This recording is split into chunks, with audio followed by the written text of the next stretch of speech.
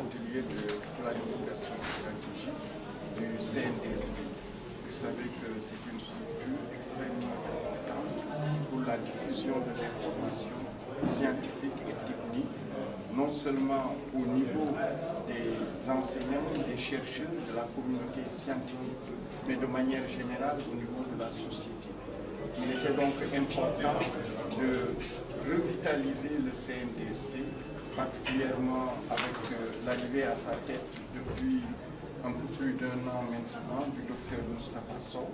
Et c'est en ce sens que le ministère, dans le cadre du programme du président de la République d'équipement de matériel de laboratoire au niveau des structures universitaires, a doté le CNDST d'un équipement moderne, dernier cri, de numérisation, et un équipement, je pense sans doute, un des plus importants qui existe au Sénégal, et qui va nous permettre d'assurer à la fois la numérisation des documents en faveur des institutions d'enseignement supérieur, des structures de recherche, des chercheurs et des enseignants-chercheurs, mais aussi aux besoins pour l'administration, et pourquoi pas, si les archives nationales le souhaitent, le CNDST est prêt à apporter un appui. C'est dans ce sens-là aussi qu'il est important que le CNDST ait un portail numérique afin de permettre aux usagers d'utiliser et d'accéder à ces documents n'importe où ils sont au Sénégal et à travers le monde. Le CNDST a commencé déjà le travail. Il y a déjà un portail du CNDST. Le CNDST a déjà une revue électronique et le CNDST va poursuivre ce travail avec l'installation définie complète de ce matériel qui est déjà livré. Les travaux d'installation sont en cours et je pense que dans quelques semaines ou quelques jours, on procédera évidemment à l'inauguration de ce matériel-là. Et je pense que l'ensemble de ce qui a été dit ici sera mis en œuvre au grand bénéfice de notre communauté scientifique.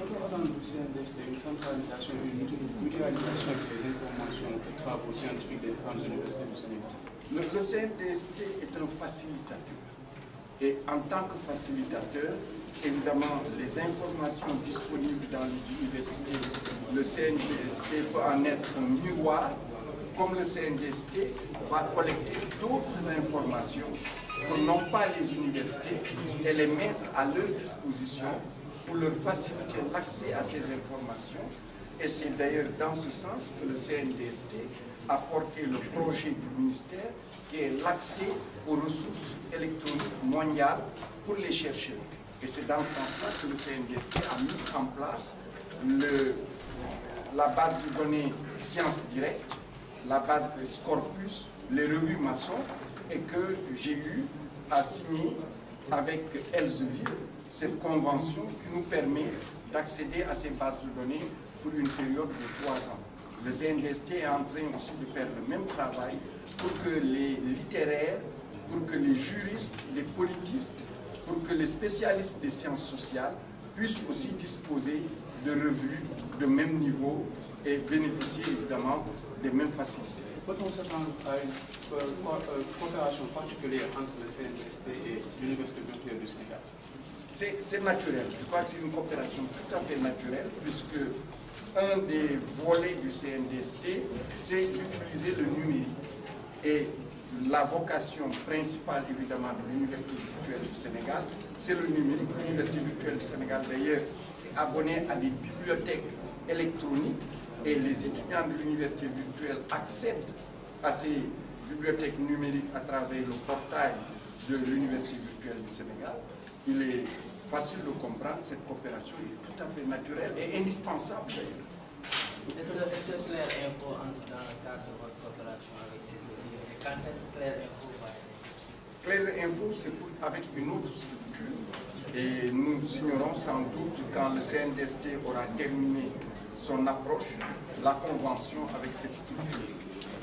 L'objectif du ministère, c'est de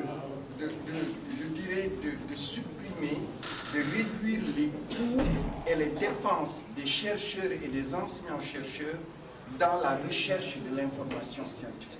Vous le savez, pendant longtemps, l'un des objectifs des voyages d'études, c'était d'aller consulter des revues, des ouvrages scientifiques, etc.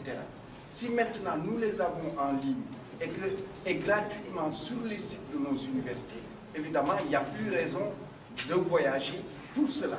Les voyages vont être plus centrés dans les échanges scientifiques directs, dans la participation à des colloques et des séminaires, mais aussi à peut-être des recherches et des analyses, des expériences qui utilisent un matériel très lourd que nous n'avons pas sur place. Merci.